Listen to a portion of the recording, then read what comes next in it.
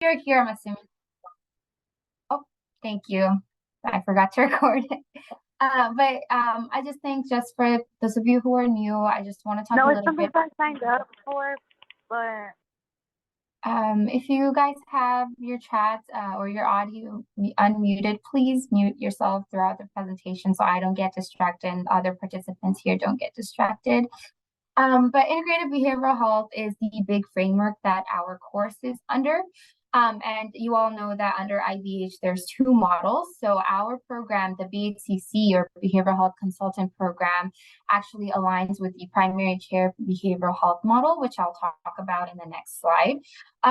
So IBH is the care that results from a practice team of primary care and behavioral health clinicians working together with patients and families using a systemic and cost-effective approach to provide patient-centered care of a defined population. The team addresses mental health, substance use, and behaviors that affect physical health, which are identified during primary care visits. With that, I'll talk a little bit about what PCBH is, and it really does tie into our program. So this here is the word cloud that was created to essentially summarize what this model stands for. So the main goal of this model is to improve the primary care team's ability to manage and treat behavioral, mental, and physical health problems that are quite common in primary care settings. So some of this can be depression, anxiety, pain, substance use, obesity, and these are just some of the popular, or not popular, but quite common issues and that a PCP or a primary care clinic sees. So in this model, the clinic usually focuses on the broader population to improve the health and wellness of the entire clinic population. And by that, what I mean is say that in your primary care clinic, 60% of your patients struggle with anxiety. So as a team, you would strive to improve the outcome of anxiety, the percentage in anxiety within your clinic. So this model has a behavioral health consultant, which is where the program comes in. And they're considered, quite important, a core member of the team, and they can be either a LPC, a LMFT, a licensed psychologist, or an LCSW. They operate with the primary care team from the same clinic in the same workplace and share equal responsibility for providing quality care to the patients. And under this model, the BHC is also known as a generalist because our PCP is also a generalist. So they are always available for on-demand warm handoffs. And during that time, they conduct a brief intervention with their patients. And this can last between 15 to 20 minutes. And during these interventions, they focus on functional improvements and provide evidence-based care to patients. And they follow up. The follow-up between a BHC and a patient, it can last between 1 to 4 visits, or that is what is ideal. But I know most clinics that's not what really happens. So in a nutshell, that is what PCBH model is about. And going further into what and who a BHC is, they are added to the team to extend and support the primary care provider, or in simple words, in the PCBH setting, they are the moderator and the glue that sticks the team together to provide the best wholesome care or holistic care. So they provide evidence-based treatments and conduct targeted assessments and interventions. And now for the most important part is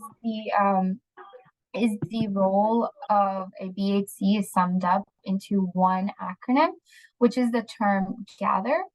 And so G stands for a generalist. They are to be assisting patients of any age with any kind of biopsychosocial issues. There is no limitations for them.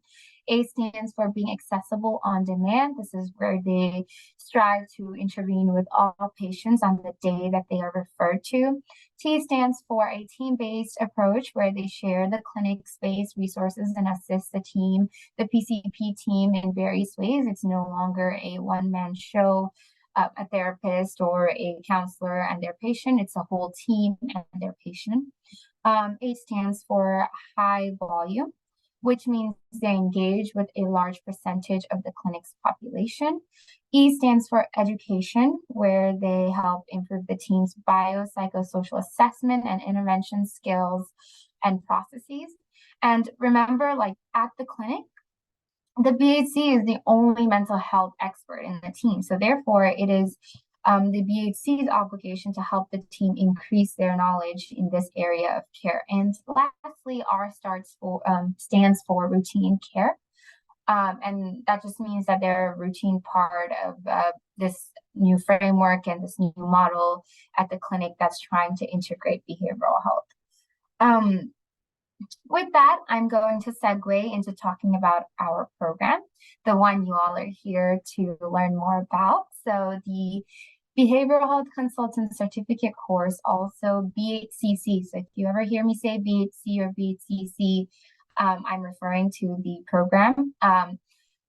We're actually the first in Texas, in the state of Texas, to provide a certification program for behavioral health consultants that is in favor of the IBH framework. And so our program is designed to improve the gaps in providing and receiving behavioral health consultation services in primary care. And we strive to train behavioral health consultants that are competent in addressing health disparities, improving health equity, and promoting health in vulnerable and historically excluded populations. And the objectives of our program, or what we hope the students will walk out with, is that they're able to identify the components of the integral role of a behavioral health consultant within the PCBH model.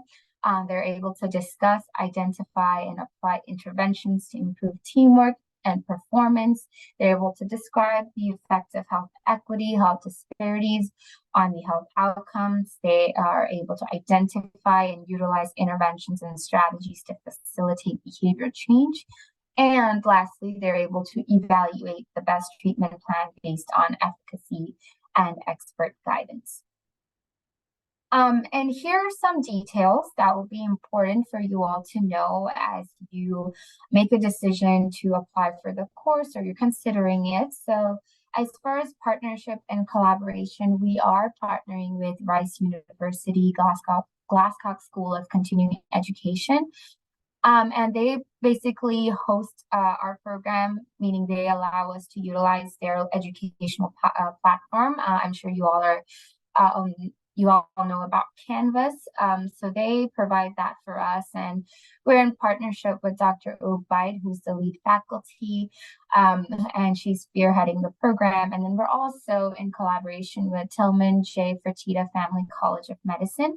They were previously known as UH College of Medicine.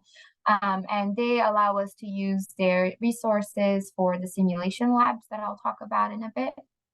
Our duration of the program is approximately 10 months long. So if you start in February, you will end in December of next year. And the format is hybrid. We have both in-person sessions that you are required to attend. In fact, there's 3 of them. And then everything else is a self-paced, and it's going to be on Canvas, where you go through the modules at your own pace and time. And this is my favorite, and I'm sure everybody enjoys learning that we do offer discounts, and partial discounts are available, but it is based on funding. So it all just depends. And then the next slide, it kind of has all the components. It's kind of sums up what I said, but I'm just putting it all in one slide for you. So we do have the self-paced virtual learning. And then we have, in that self-paced virtual learning, you'll have some surveys that you'll be taking 3 times a year. And it's kind of like a questionnaire to see if your knowledge has increased in certain areas. Then you also have pre-test and post-test, which is like a 3 or 4 questions to see if you paid attention to the modules. And then you'll have in-person boot camp. So this is typically the launch of the course, or technically your first day of class, and that will take place at Rice University in Houston, Texas. And your attendance is mandatory for that. And same thing, we do have 2 live learning labs with standardized patients or paid actors. And this will take place at the Fertitta Family College of Medicine, where we use their state-of-the-art simulation lab so that our students can get that hands-on training with paid actors or patients. And basically what happens is that our students will be taking a warm handoff from the PCP, which is Dr. Oakbite or other faculty, and they will have about 15 to 20 minutes to conduct a brief intervention with the patient. And at the same time, we have our faculty and their group members listening in on the student as they're talking to the patient. And once they're done with their session, they go back to the room, they debrief, and they talk about how they can, they provide constructive feedback on how they can improve and how they can be a better BHC or what they did wrong or what they did really well. And again, these 2 live learning labs are also mandatory. And then for additional support and assistance, we do offer bi-monthly virtual office hours led by our faculty members. So this is our lead faculty. For those of you who are not familiar with Dr. Oakbite, she's actually known for her expertise in primary care behavioral health. She's a licensed psychologist, assistant dean for faculty at Long School of Medicine, UT Health San Antonio, a primary care behavioral health educator, and a board certified clinical health psychologist. As I mentioned before, she is the head behind the development of the program, and it's been her and our previous director, Kara Hill, has been talking about, bringing this program into development and establishment for a very long time. So it's just really exciting to see everything come into fruition, and we're moving on to our second cohort. So this is all of our supporting faculty who teach the course alongside Dr. Stacy Oakbite. Some of you might know who they are, or some of you might work with them.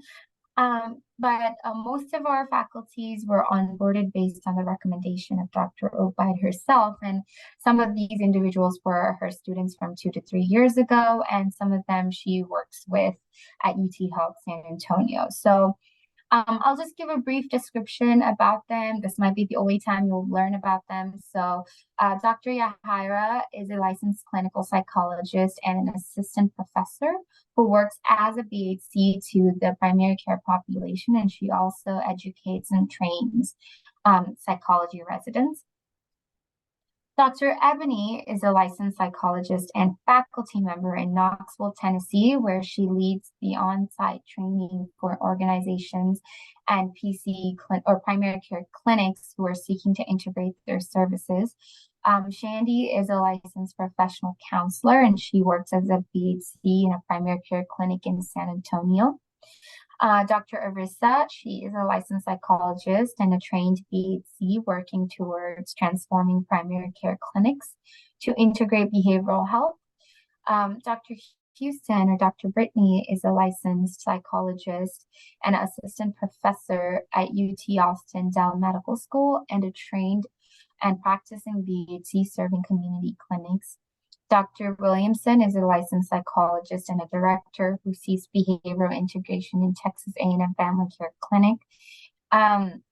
Dr. Dougherty is a retired director of integrated behavioral health at Legacy Community Health. And Dr. Becky Scott, she's a senior lecturer and director of Masters in Social Works Integrated Behavioral Health Certification Program at Baylor University. And so if you didn't get any of that, that's completely okay, because I know I just gave out a lot of information about these individuals. But the biggest takeaway is that all of our faculty members are experts in this field, and they do come with a plethora of experience and knowledge in teaching students and being faculty members. So we're so happy that our students can have them as a resource and support. And we're also in the process of expanding the number of faculties so that our students can have access to more resources.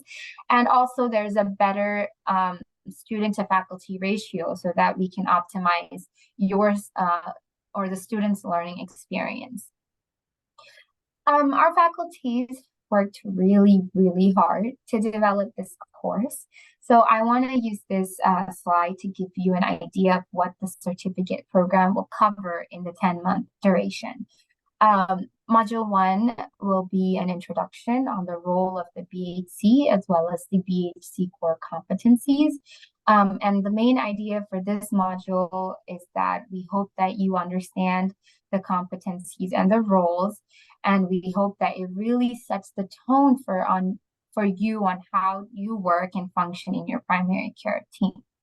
Module 2 will be going into working with not just your primary care team, like the PCP, nurses, medical assistants, but also other professionals like pharmacists and dietitians and community healthcare workers. And of course, not every primary care clinic will come with a pharmacist or a dietitian, but if you are lucky and fortunate enough to work in an organization like that, you will learn how to effectively communicate with them and some of the strategies on how to do so.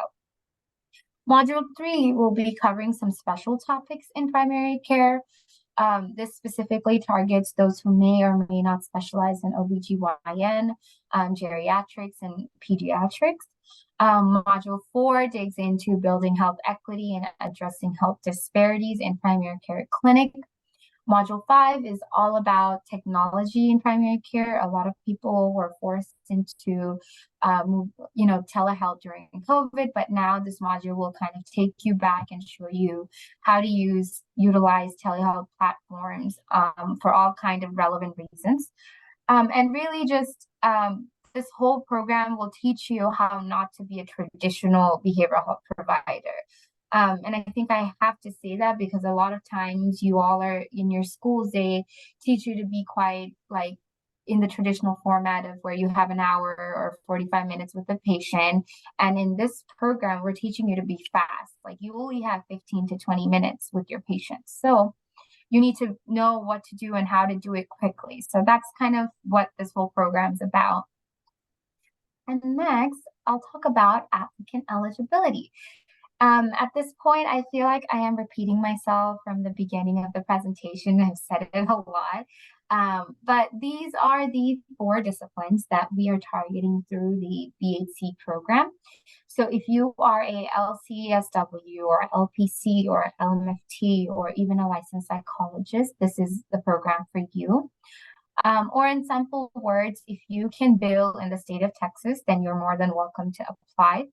And we know that there's also special circumstances. Say you're doing your master's right now, or you won't be an LCSW until June of next year. So if you fall under any special circumstances, please do email us and we can figure something out. Or even on my end, we'll talk with our supervisors and see if we can accommodate you.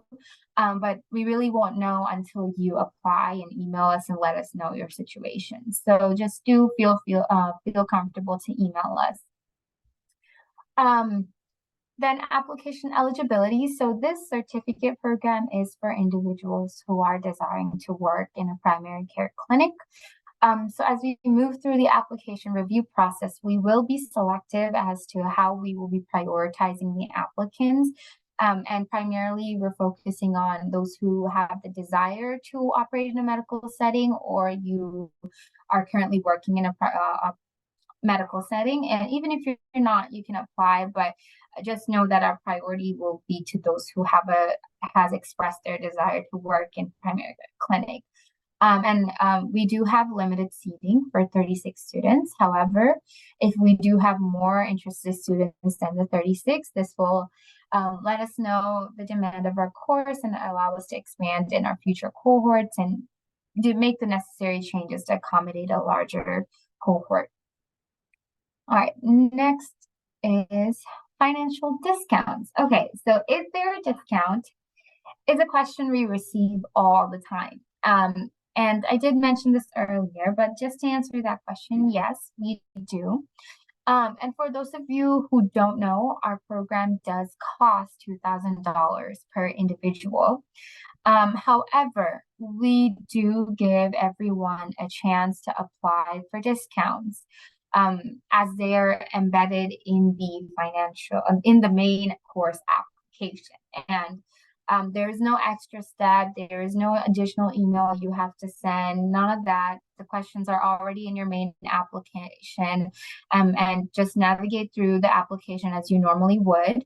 And then we'll get the responses on our end and we'll take it from there. So one thing to do keep in mind is that our eligibility factors are based on your demographics, if you received any educational assistance, and of course your household income, your annual household income. Next is the timeline or the important dates. So this is really important as you're considering to apply for the course. So December 1st, as I mentioned in the beginning, is when the application is due. There will be no extensions. We are strict with the dates for sure, especially Dr. Obaid is strict with the dates. And I didn't mention this before, but the application does contain some multiple choice questions as well as some short answers. And it really shouldn't take you more than 10 to 15 minutes to complete it at max. And the following dates are really important too, because remember when I told you all earlier, you have 3 mandatory in-person sessions in Houston. So February 26th is the boot camp and the launch of the program. Make sure you are available and free for these 3 dates. So and then on February 26th, these are all a business day, a working business day. And it is going to be 8 a.m. to 4 or 5 p.m. on February 26th in Houston. And then on May 18th, it is at UH College of Medicine. And it is also going to be a working day and all day from 8 a.m. to 4 p.m. And December 7th, 2024, we have our second live session, and that will go from 8 a.m. to noon. And we'll conclude the program with the second live session as well as graduation. And I think one key important thing that I forgot to mention that this program, we also provide 40 CEU credit hours. I forgot to mention it in the presentation itself, but just verbally putting it out there. So that's pretty much it. Oh, right. Okay. Testimonials. These are kind of my favorite part. I don't know about you, but I am someone who takes word of mouth very seriously. And I'm also the person that sits through and looks at reviews all the time. And so I know that if something is good or if someone says it's good, I'm ready to jump on it the next day. So for you all, I know when it comes to programs like this, especially when you're spending your hard-earned money, you want to make sure it's worth it. So keeping that in mind, a few of our current students shared what they had thought about our program so far, and I'll just read one or two bubbles. Someone said that this program has transformed how they think about service provision. Learning to transition from a traditional counseling perspective to brief session interventions has helped them provide care to more patients and empower others also. And someone else said, I would recommend and encourage mental health providers to take the course as an introduction to a progression experience for provider and patient in the healthcare world. So these are some of the testimonials that we've gotten back. And with that, we're almost done with the information session. I'm gonna move on to Project Echo. So the next couple of slides will be about the Project Echo specifically for behavioral health consultants. And I know that sounds a little bit limiting, but you don't have to be a BHC to join that Echo. It's open for all, but it's targeted for BHC so that you can learn more about your roles. So Project Echo is a all teach, all learn platform where a group of people connect to share knowledge with each other. And the traditional Echo format is that the Echo session is the beginning of it is instructed by a subject matter expert in the community, and then they provide support to participating members. And then the layout is the first 20 minutes is a didactic presentation, and the remaining is a discussion of submitted cases, question and answer. But since BHCs don't really work on a case-based circumstances, we are not bringing cases to the Echo session. Our our echo session will be like the first 40 to 45 minutes, we'll have a didactic interactive presentation from the expert. And then the remaining time will be for discussion and Q&A. And I'll talk more about the topics that we offer, but it's really quite all over the place and it's well-rounded. And we actually have 6 or more sessions. I put more because sometimes we have an additional presenter and we might extend a month. So we actually start on September 27th of this year, and it will go all the way up to March of next year. And so I'll give you the specific dates in a bit. And please note that certificates of attendance are available for each sessions, which you can use towards your CEUs.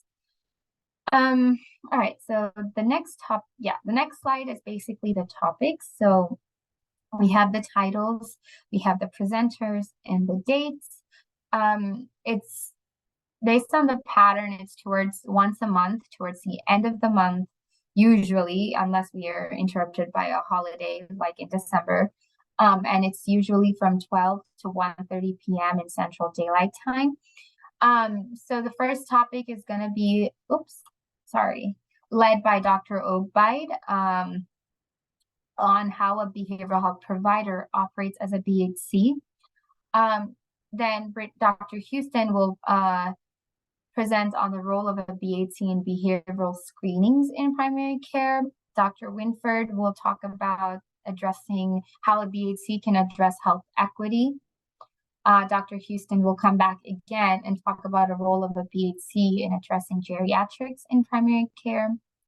I can move on, right? I don't know if anybody is writing down the notes or anything, but I'm gonna go on to the next slide. And then we have Dr. Wahlberg presenting on the role of BHC in pediatrics. Then we have Dr. Ogbide come back again, discussing the role of BHC's role in health behavior change in chronic disease management.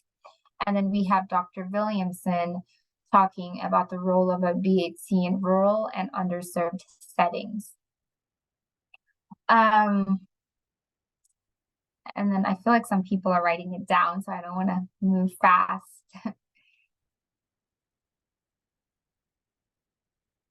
All right, and I'll put the slides up towards the end if you guys missed it. Oh, okay. And then for Project Echo, these are the speakers. I already gave you a brief introduction to who they are earlier. So these are all the faculty members that are in the teaching the program itself. So this is who they are, and these individuals have volunteered to give their time to present for us. And this actually kind of concludes the end of our presentation. So this is the registration link to our ECHO series that I just mentioned. You can either scan the QR code or Victoria will be sharing the link in the chat. But we'll also have the link to the application to the course and the ECHO series in the follow-up email that we'll be sending you all at the end. But like I said, it starts on September 27th at 12 p.m. If you guys, I can stay on this page for a few seconds if you guys are trying to scan the QR code. Excuse me.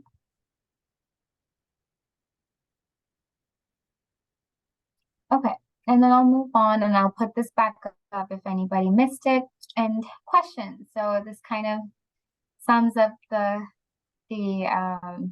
information session. So if you guys have any questions at all, please unmute yourself and I'll try to answer to the best that I can.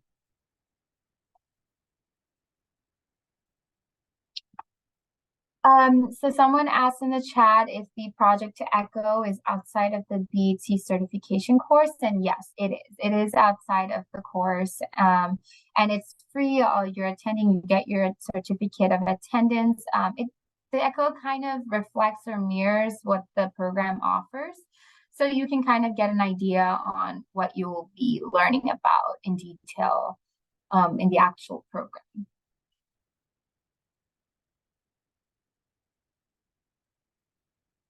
The application, which I also forgot to mention, is going to be on the RISE portal. You will make a login and username, and I believe you can go in there and say you started it and you can only finish it tomorrow. It will save your application and you can submit it the next day.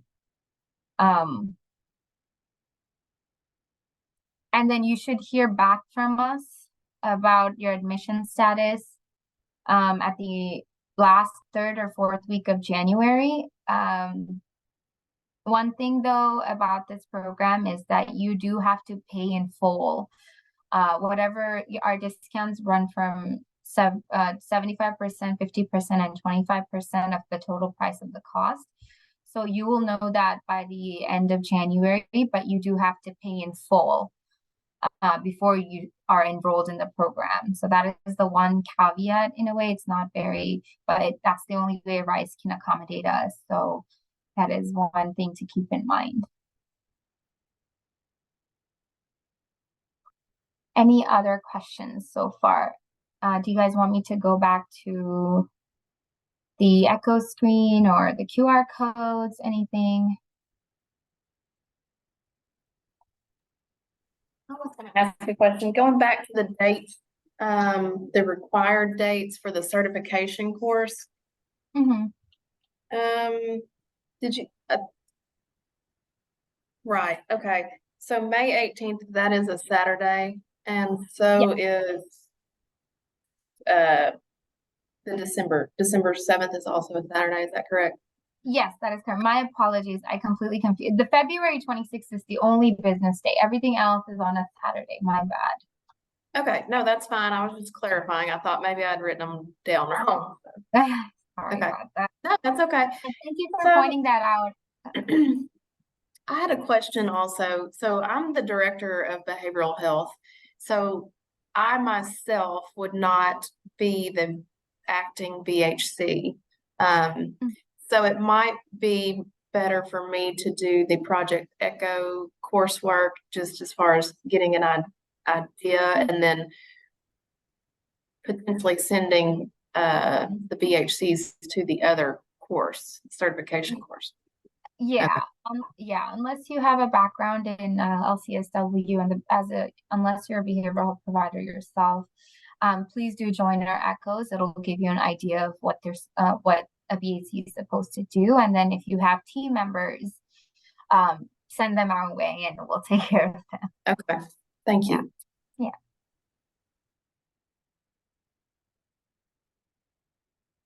Any other questions so far? The Echo link to register is right here. So once you click this link, Victoria, can you also send the link in the chat if you don't mind? I've already sent it, so it's there twice. Okay. It starts with TFA forms, so you all can just click that and it'll take you straight to the registration page. And we'll also send a follow-up email with the registration link and the application, like where to apply for the course. We have a beautiful website. If you don't catch anything that I said, you can always go back on the website and kind of get an idea of what what I said. So yes, Guadalupe, you had a question? Yes, are you going to send the link where to apply by email, or where can we get the link? Yeah. We'll send you a follow-up email after this session ends, and then we'll put the link to apply in there as well. But in the beginning of our presentation, let me see. I also have the link up here if you want to scan it on your phone. Oops, 1 second. Can you see my screen still? Hope you guys can. Yeah, we can see it. Okay, cool. So this is a QR code if you want to scan that as well. Right. Okay, thanks. Yeah. All right. I hope there's no more questions, but if you do have any, please feel free to send a follow-up, like reply to the email that we'll be sending you shortly. And I'll be more than happy to answer any questions that may come up from now to December. So Thank you all for joining us.